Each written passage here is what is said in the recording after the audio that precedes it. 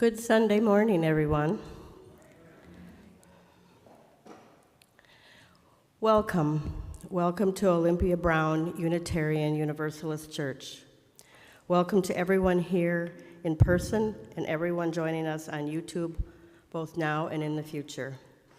I am Roseanne Mason, and my pronouns are she, her, hers. Our welcome words are from Alex Riley. It is good to be together.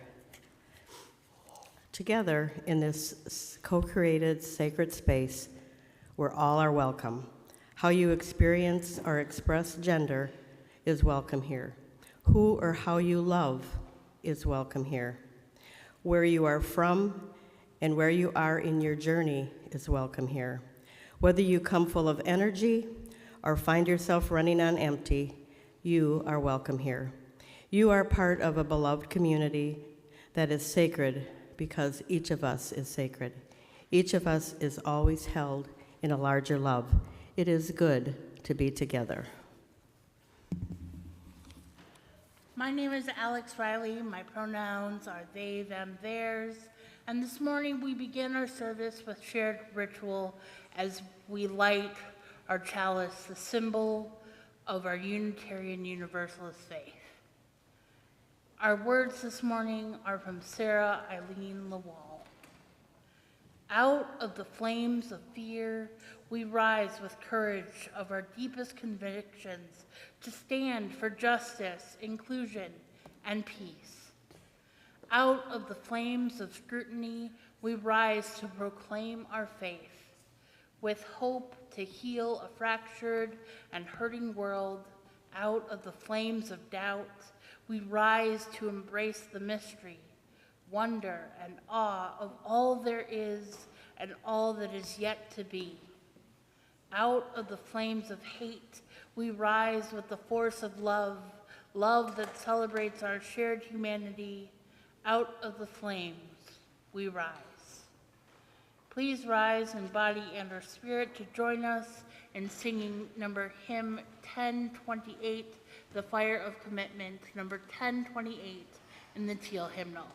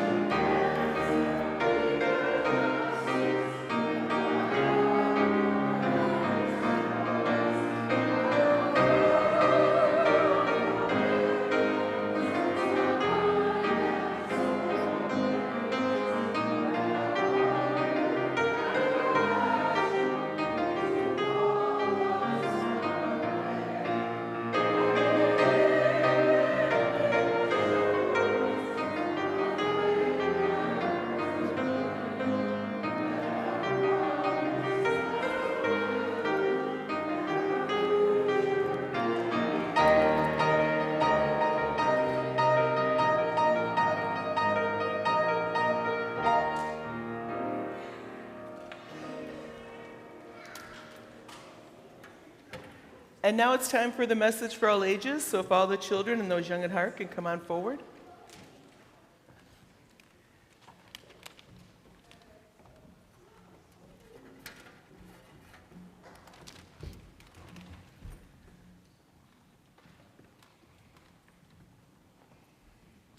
So the book I'm going to read for you today is called King of the Playground by Phyllis Reynolds Naylor.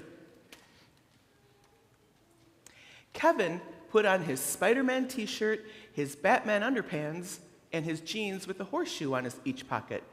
But he didn't feel brave, and he didn't feel lucky. He walked up the street to the playground. He wanted to go down the slide head first, but if Sammy was there, he wouldn't go down at all.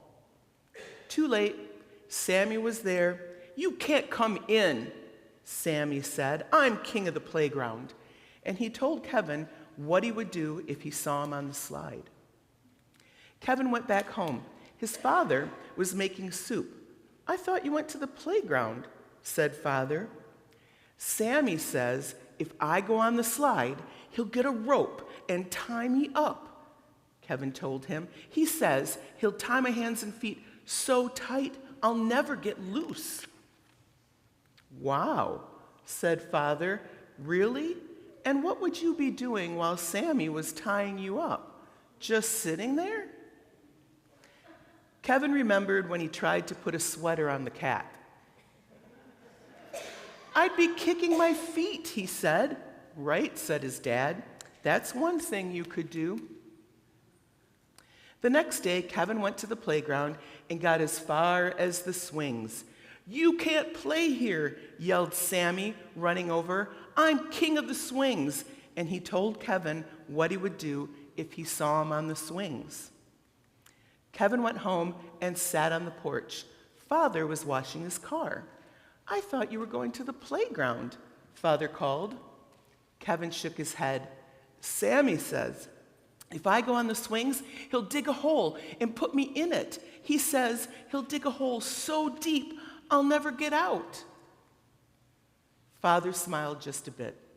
"How long do you think it would take Sammy to dig that hole?" Kevin remembered when he had helped his father dig holes for fence posts in the backyard. "A long time," he said. "And what would you be doing while Sammy was digging?" "I'd be kicking the dirt back in," said Kevin, and smiled a little too. "Right," said Dad. "That's one thing you could do." The next day, Kevin went to the playground and tried to climb the monkey bars. "You can't play here. I'm king of the monkey bars," Sammy shouted, and told Kevin what he would do if he saw him there again. Kevin went home and climbed up the maple tree. His father was working in the garden. "I thought you were going to the playground," said Father. "Sammy says if I climb the monkey bars, he'll come over to our house and nail all the doors and windows shut, and we'll be trapped forever." Kevin looked at his father, and they both started to laugh. "And while Sammy was nailing our door shut, we could walk out the other door," Kevin said. "Right," said his dad. The next morning, Kevin put on his Spider-Man t-shirt, his Batman underpants, and his jeans with the horseshoes on each pocket. He felt only a little bit brave and a little bit lucky. He walked up the street to the playground. Thump, thump, thump went his heart. Sammy was sitting by himself in the sandbox. It was a big sandbox, but when Sammy was in it, nobody else wanted to play. Kevin slowly walked over. "You can't play here," Sammy yelled when he saw him. "I'm king of the sandbox." Kevin put one foot in the box. "Go home," Sammy yelled even louder. "If you try to play here, I'll put you in a cage with bears in it." Kevin put his other foot in the sandbox. "Then I'll ride on the backs and teach them tricks," he said. Sammy stared. "You can't," he yelled. "They're wild bears." "Then I'll squeeze through the cage and escape." "You can't," Sammy shouted. "You're too big." "Then I'll take magic pills to make me little," said Kevin, beginning to smile. "I'll get through the cage and hide." "You can't," Sammy hollered. "I'll run after you and pick you up and throw you in a trash can." "Then I'll take magic pills to make me big again, and I'll drive away in a truck." "You can't," bellowed Sammy. I'll go to the army and get a tank and chase the truck and push it off into the ocean. Try it, said Kevin. Sammy stopped hollering. What? He asked. Try it, said Kevin, and sat down. He began digging a tunnel at one end of the sandbox. For a moment, Sammy didn't say anything at all. Then he began digging a tunnel at his end of the sandbox. Faster and faster and farther they dug until suddenly, whomp, they bumped heads right in the middle. This time, Kevin laughed out loud. He wasn't sure, but he thought maybe Sammy was smiling. I'm going to build the biggest fort in the world, Kevin said, and began digging again. Ha, said Sammy. It's got to have 2 towers. It will, Kevin said. It's got to have a drawbridge, said Sammy. It will, Kevin said. It's got to have a ditch all around, said Sammy.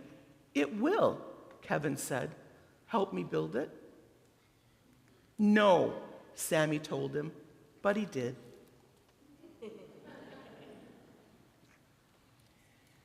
So this is an interesting book about how you can get along with people even though they don't want to be friends with you or you have a hard time with them. Just standing up with people and not getting angry. I think that's the wonderful thing about this book is Kevin never got angry. He just kept on doing what he needed to be doing, which is really important. All right, time for the children's blessing.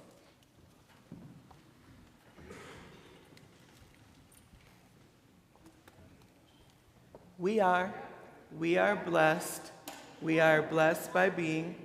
We are blessed by being here. We are blessed by being here together.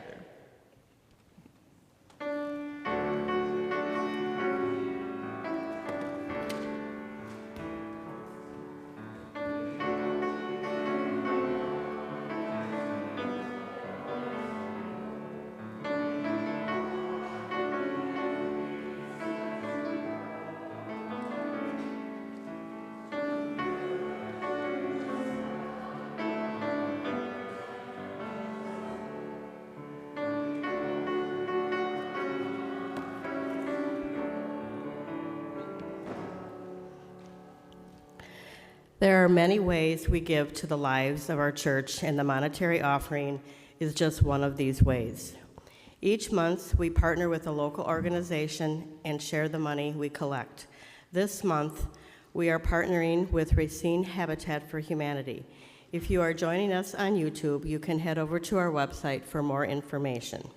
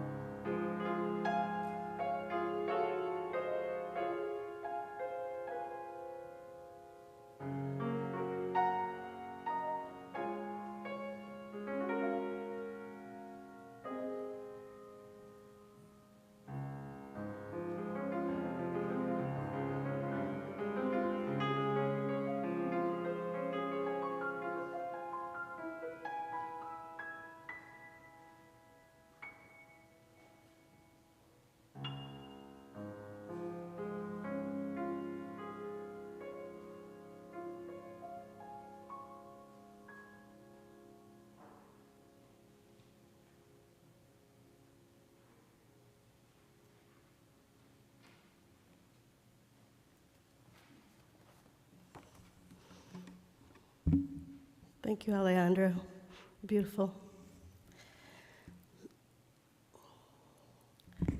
Part of being in community is sharing our joys and concerns with one another. We draw strength from celebrating the joys in each other's lives and lending support, comfort, and care when we experience one of life's many sorrows. We offer two different ways to express joys and sorrows that may be on your heart this morning, spoken and unspoken. If you would like to share a spoken joy or sorrow, I'll ask you to come forward to the microphone first, or you may raise your hand and a microphone will be brought to you. Once the spoken joys and sorrows are finished, you may come forward and light a candle to represent the unspoken joy or sorrow that is on your heart.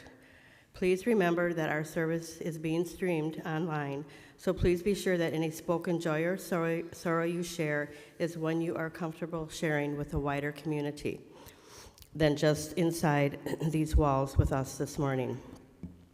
Those that would like to share spoken joys or sorrows may come forward at this time. And while we're waiting for people to come up, I would like to have a candle lit for Brana Wollman, who's having surgery very early tomorrow morning. We send her healing thoughts.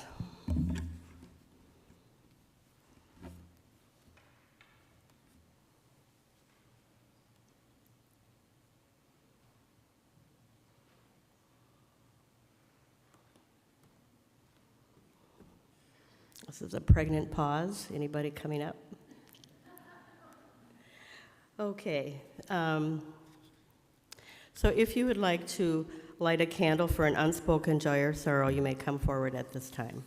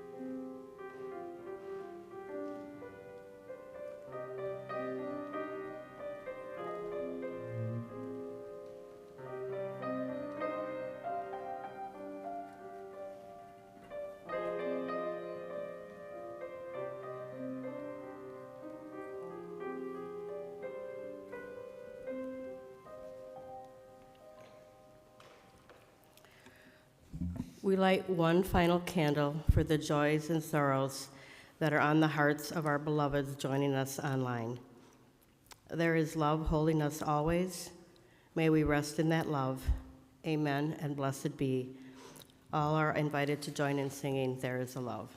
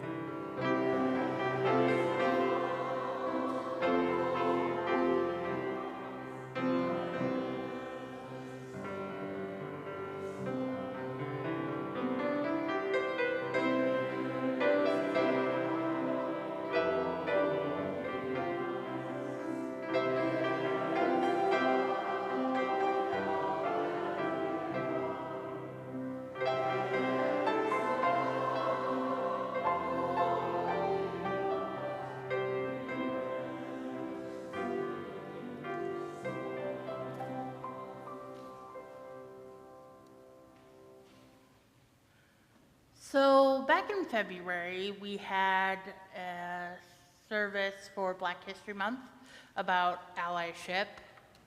And Well, it was a really great service. If you remember, my reflection was more of a trailer to my actual sermon. This is the sermon I would have given if it was the whole thing. So this is from that service.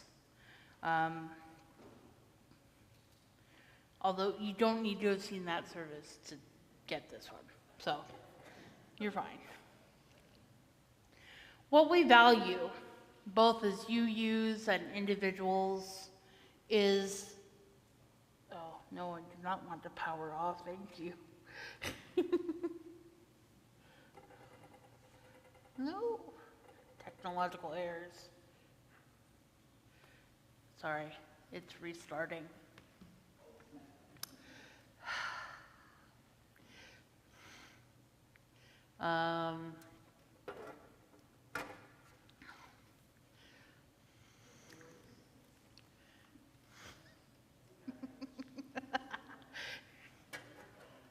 It's blank.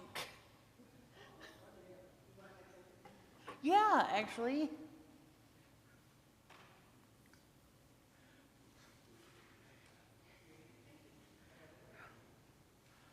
It's just that the power button's on the bottom. So when I put it on the stand, it's like, you want to restart? I'm like, no, I don't, but thanks. Thank you. All right. What we value both as UUs and individuals is the backbone of allyship. A core tenet of being a good ally means standing up for our ideals even when it's difficult. Doing the work involves not just community organizing or voting progressively or even calling out injustice of others. It also requires dedication to personal change, to breaking down barriers that keep us from creating a beloved community. Let us discuss how we can begin turning from fear to courage, from afraid to ally. Now, fear is a formidable barrier to both personal and social change, acting as a powerful anchor that keeps us rooted even when growth and progress beckon. Whether it's the fear of the unknown, discomfort, failure, or feeling overwhelmed, fear fuels a range of psychological obstacles that prevent us from confronting uncomfortable truths, challenging biases, and taking necessary action. It whispers doubts, amplifies anxieties, and convinces us that the risks of change outweigh the potential rewards. To realize our full potential and create a more just world, we must acknowledge, understand, and manage these fears. One core fear is the fear of the unknown and the loss of the familiar, something we here at OBUUC know nothing about whatsoever. Our brains crave predictability and comfort, making venturing into uncharted territory anxiety-inducing. The familiar, even if flawed, offers a sense of security. Change disrupts this equilibrium, forcing us to confront uncertainty. We may resist change not because we consciously believe it's detrimental, but because the discomfort of the unknown feels more threatening than the potential rewards. The fear of discomfort, guilt, and shame also impedes growth. Change often requires confronting uncomfortable truths about ourselves and our past actions.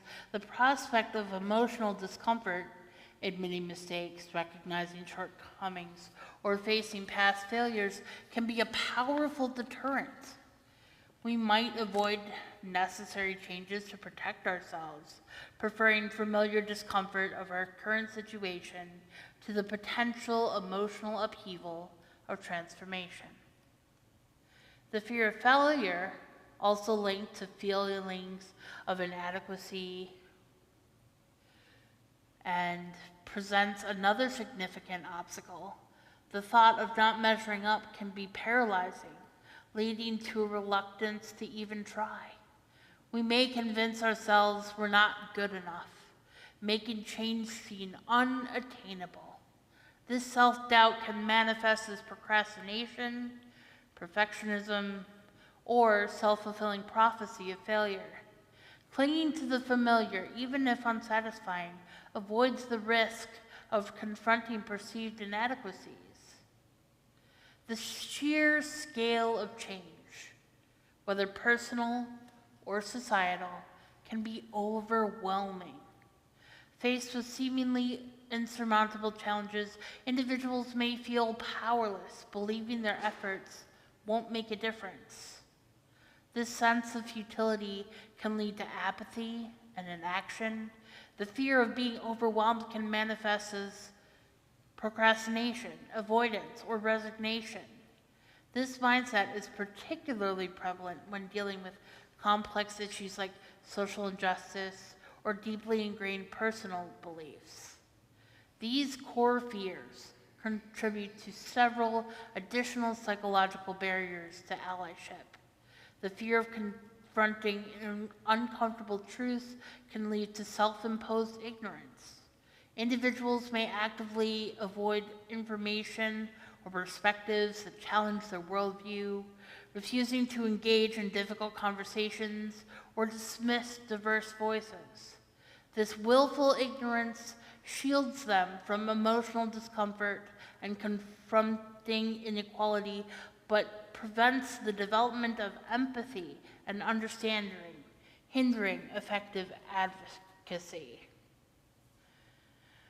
The fear of complicity in systemic injustice can lead to denial. Faced with information that challenges our worldview or exposes our privilege, denial acts as a defense mechanism, minimizing the problem or dismissing the experiences of marginalized groups. This prevents genuine understanding and a willingness to dismantle oppressive structures. The fear of being perceived as prejudiced or making a mistake fuels defensiveness. When confronted with feedback about our biases, the fear of being judged can trigger a defense reaction, manifesting as rationalization, blame shifting, or emotional reactivity. This prevents genuine listening and learning, hindering the development of empathy. And finally, the fear of making mistakes, of saying the wrong thing, or feeling overwhelmed can lead to procrastination. The prospect of engaging in complex conversations about social justice can feel daunting. But rather than putting things off,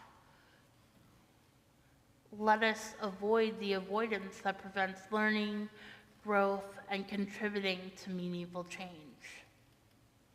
Overcoming the paralyzing grip of fear is essential to taking the next step towards becoming a true ally. While fear creates internal barriers like self-doubt, denial, and defensiveness, the antidote lies in creating and cultivating civil courage.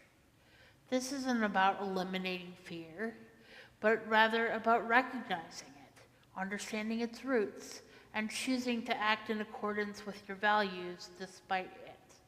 Developing this courage is a practice of self-discovery, continuous learning, and consistent practice, allowing us to move from passive awareness to active allyship in our daily lives.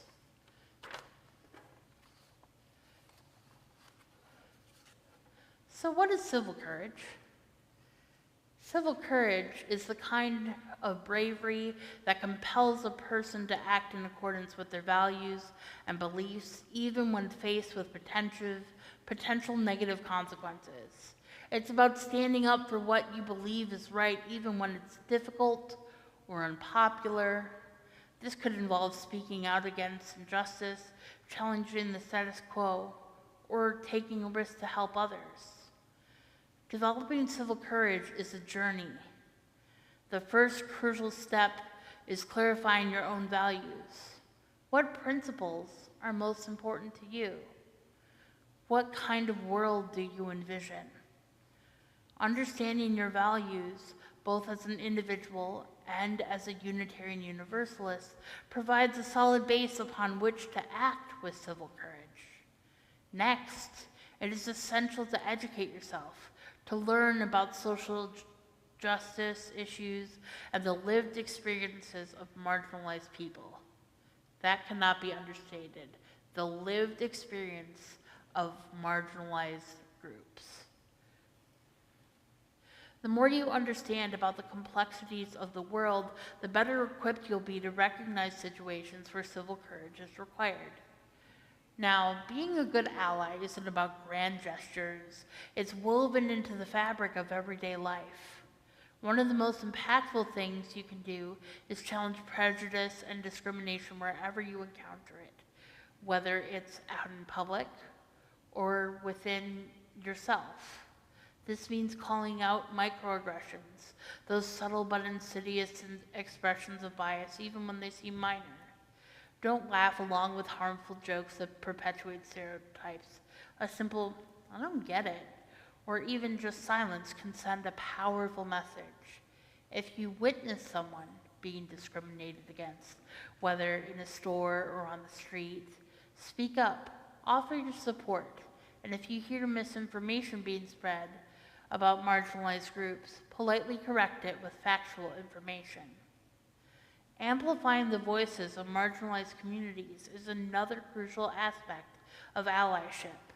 This can be as simple as sharing and promoting the work of marginalized creators, whether it's an article, a book, or a piece of music. On social media, make a point of retweeting, sharing, and commenting on posts from marginalized voices, always giving credit where it's due. Above all, listen to and learn from the experiences and perspectives of marginalized people, resisting the urge to interrupt or offer solutions unless explicitly asked. Furthermore, education is a continuous process for allies. Make time to read books, articles, blogs, watch videos, and listen to documentaries about social justice issues, deepening your understanding of the history and ongoing impact of systemic oppression. Watch more documentaries and films that shed light on diverse experiences of marginalized community.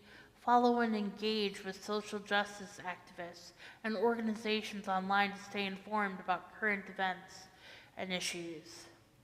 Don't be afraid to have conversations with friends and family and people at church about social justice, sharing what you've learned and encouraging them to educate themselves as well. Supporting marginalized communities can take many forms. Make a conscious effort to support businesses opened by marginalized groups, donate to organizations that are working directly to uplift and empower these communities. Consider volunteering your time and skills to organizations that serve marginalized populations. And when possible, attend events and rallies that show solidarity and support for marginalized groups. Being an ally also requires mindfulness in your language and actions. Use inclusive language that doesn't reinforce stereotypes or exclude anyone. Be aware of your own unconscious biases, taking time for self-reflection and acknowledging that we all have them. Be respectful of different cultures and perspectives, learning about them and appreciating their diversity. Ultimately, being an ally is about treating everyone with respect and dignity in every interaction, regardless of their background or identity. It's a journey, not a destination. Even small, everyday actions can contribute to meaningful change. And finally, remember to practice self-compassion. Acting with civil courage isn't always easy. You may stumble and make mistakes along the way. Be kind to yourself, learn from your experiences, and continue moving forward. Civil courage is not about being perfect. It's about striving to do what's right, even when it's difficult, and recognizing that sometimes the most important thing is to act in accordance with your values, regardless of the personal cost. The journey of allyship is not a destination, but a continuous process of learning, growing, and taking action. It requires us to confront our own fears and biases, acknowledge our complicity in systemic injustices, and actively work to dismantle oppressive structures. While the road may be challenging and we may stumble along the way, the importance of this work cannot be overstated. By cultivating civil courage, by clarifying our values, educating ourselves, and taking small, everyday actions, we can break free from the paralyzing grip and become powerful agents of change. Let us take a moment for prayer, reflection, or daydreams as we sit in silence.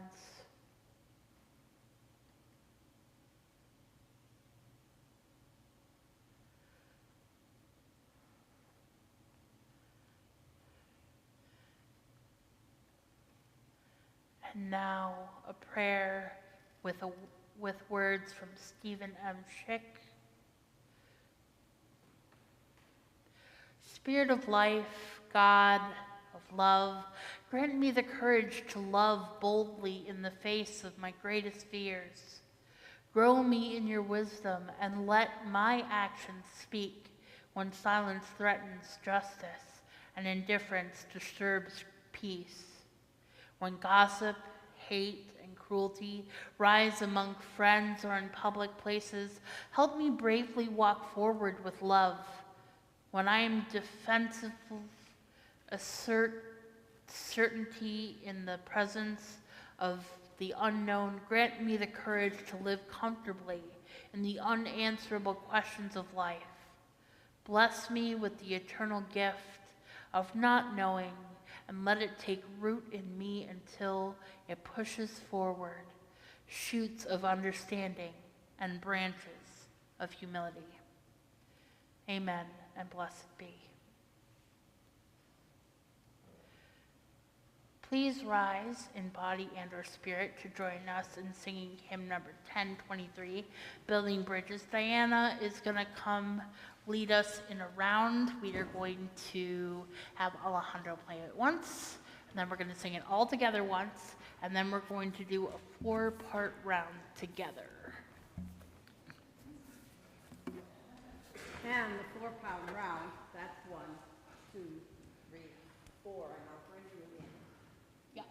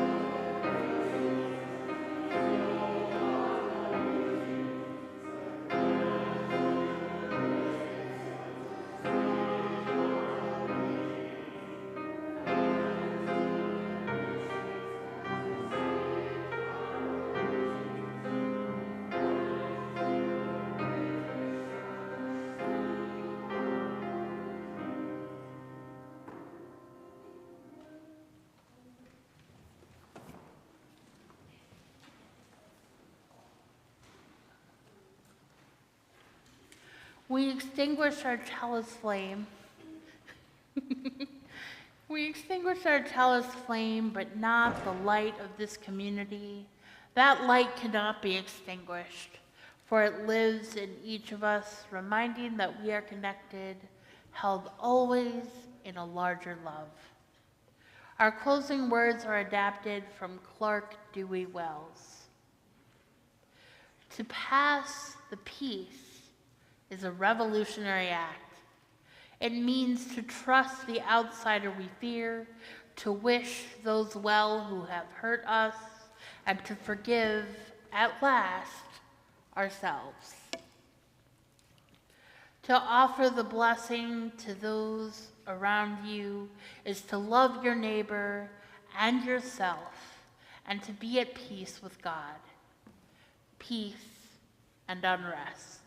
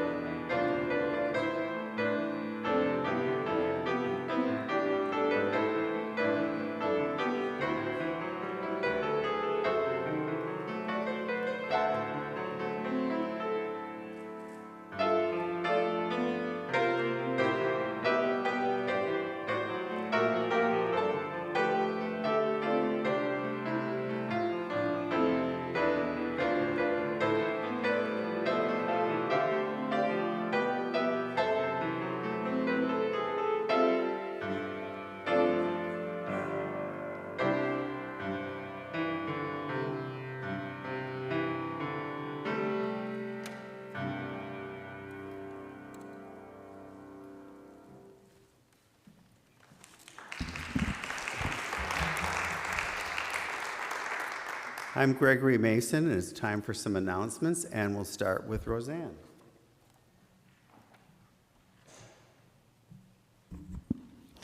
Hello, I just want to thank all of you who helped make the Wine, Art, and Gourmet Delight auction a success. To everybody who helped organize, to everybody who donated, to everybody who participated. But mostly I want to thank Andy McLean, who started this all off by donating all of his wine. It kind of grew into a greater thing. We've managed to raise over $4,000. So stay tuned for how these funds that you all were so generous in donating and helping with will help us live our values and create some allyship like Alex asked us to do today. Thank you.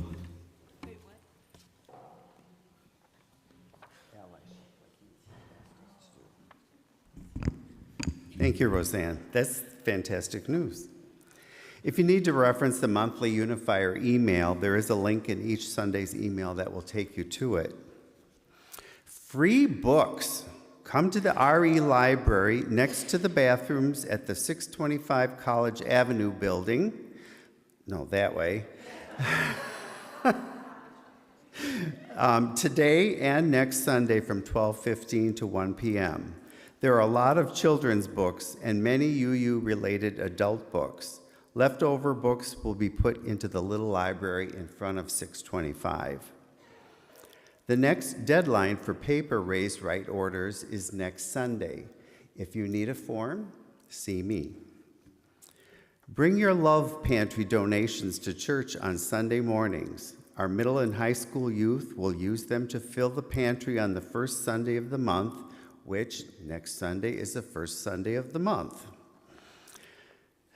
This announcement is from Naoki Nakamura on behalf of the OBUUC Asylum Seekers Task Force. As the Trump administration widens its scope of detaining and deporting immigrants, it has become necessary to avoid anything that would attract the attention of the immigration authorities. As part of this effort, we have decided to rebrand as the Butterfly Project. We chose this name because butterflies freely migrate across borders without passports and are not detained or deported. We want you to know that all future communication about our migration justice efforts will be coming from the Butterfly Project. We thank all of you for your ongoing support. For more information and details about some of these announcements, along with others and community announcements, see your monthly and Sunday emails. Thank you to our volunteers today, our ushers, Joe Cushing and Steve Hawk, our Zoom host, Maria Scott, our coffee hour hosts, Diane and Jim Kunselman, Holland and Lorelei Dvorak, and the 8th Principal Committee. Speaking of coffee hour hosts, we need volunteers for next Sunday and a couple of other Sundays in May. The sign-up sheet will be on the treat table in Erman Hall. That's all for announcements today. Please join us for coffee hour in Erman Hall.